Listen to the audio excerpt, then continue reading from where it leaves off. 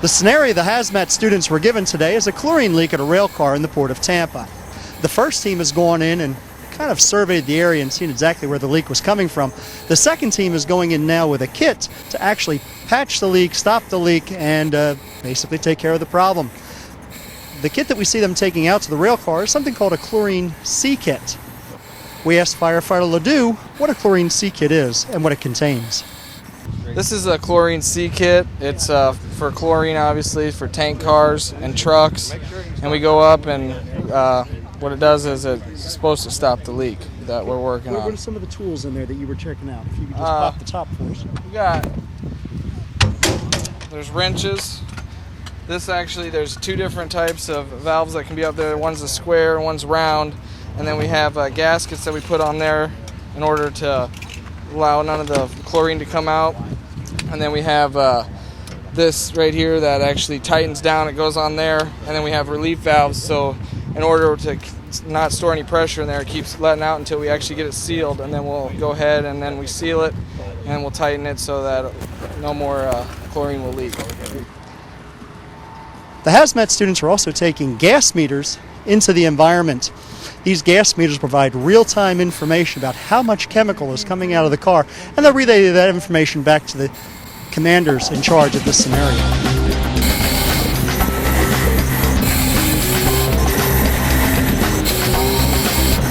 This one? Hey, I'm going to go up there and cut it, and then you get all this stuff out and lay it all out, and then we'll put this box underneath these stairs to get up.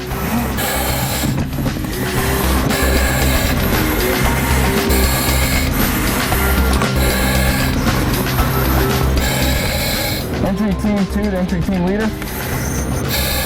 Entry team 2 about to climb tank car and cut wire.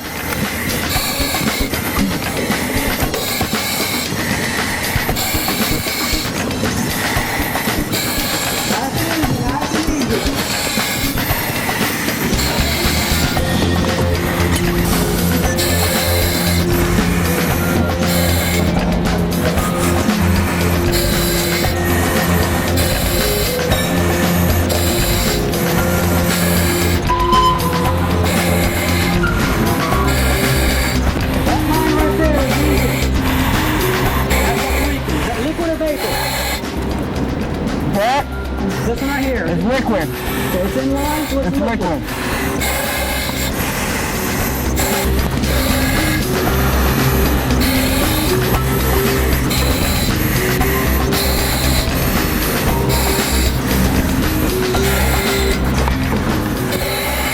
Hey, give me the tires and stuff and to see if I can tighten this down.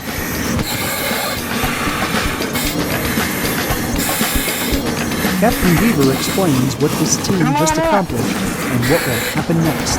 Come on up!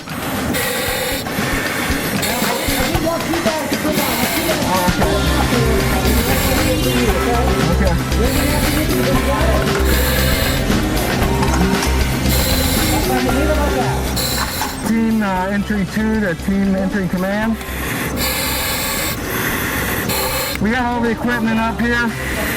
We're going to go ahead and come back and have the third entry team apply the C kit. That's acknowledged. We're making our way back to the decon. Acknowledged. We got the equipment on top of the tank. The lid is open and it's ready to be sealed. Entry team 2 to entry command. We did have time to tighten all the nuts and bolts and everything. It didn't solve the problem, so it does need to have the C kit applied.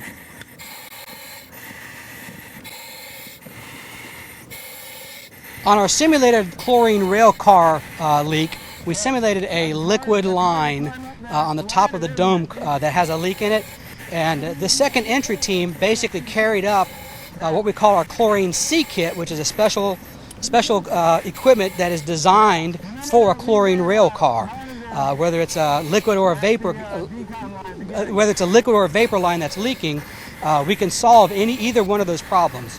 This particular team, they were tasked with gaining access into that dome cover because it was locked. They had to cut a chain off or a lock off. and then to determine which one, whether they had a liquid or a vapor line, and then basically just get the equipment up there. Being in these level A suits is extremely physically taxing, and we limit their time to only 20 minutes from the time they go on air until right now, as we see, they're about to go through they're about to enter that decon system.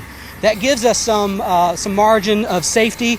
If there's an emergency that comes up, we don't have to rip them right out of the suits, because again, we're simulating they were on a chlorine rail car. They were heavily contaminated with chlorine gas, and it's all over those suits. So now we got to go through the motions of deconning and getting all that cleaned off.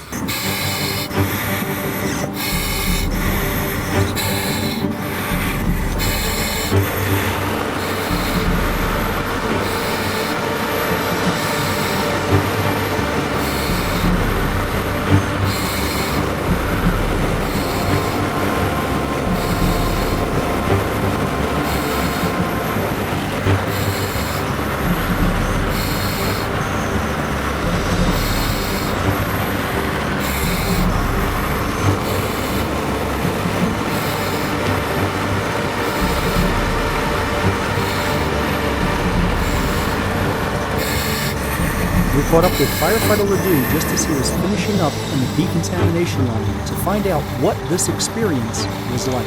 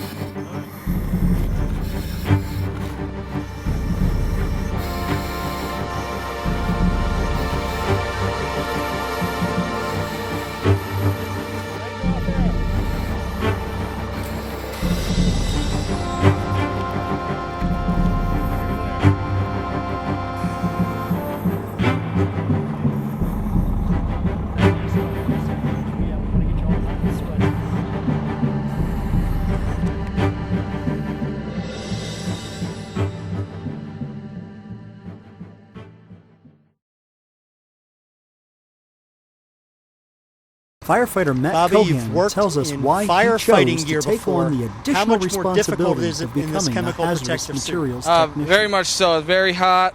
Your dexterity, you don't have any. Your shoes are 2-3 sizes bigger. Trying to climb up that rail car, it's nearly impossible. I mean, you got to really watch out for your safety and everything. It's very difficult to move around in these suits. Well, in the late 80s, we recognized the need to develop a hazardous materials team, and we got a select group of individuals who volunteered for this special training, put them in our training center and gave them, I think, 4 solid weeks of basic training, bought all the equipment, and then we were out ready to go into the field. Very good. Now also there's a lot of rules covering this hazardous materials response, isn't there? The federal government certainly has a lot of regulations, OSHA and the EPA, and we certainly use those rules and guidances for the direction and the rules and regulations that we develop for our own team.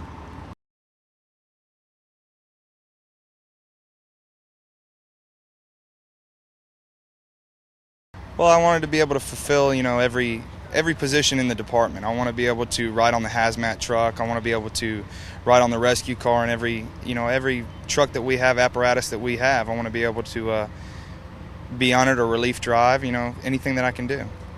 We're really proud of these individuals that they're willing to step up and go the extra mile to take additional training for a very special need. It's certainly a need within the community, and these individuals have agreed to step up and take that extra training. We're really proud of them.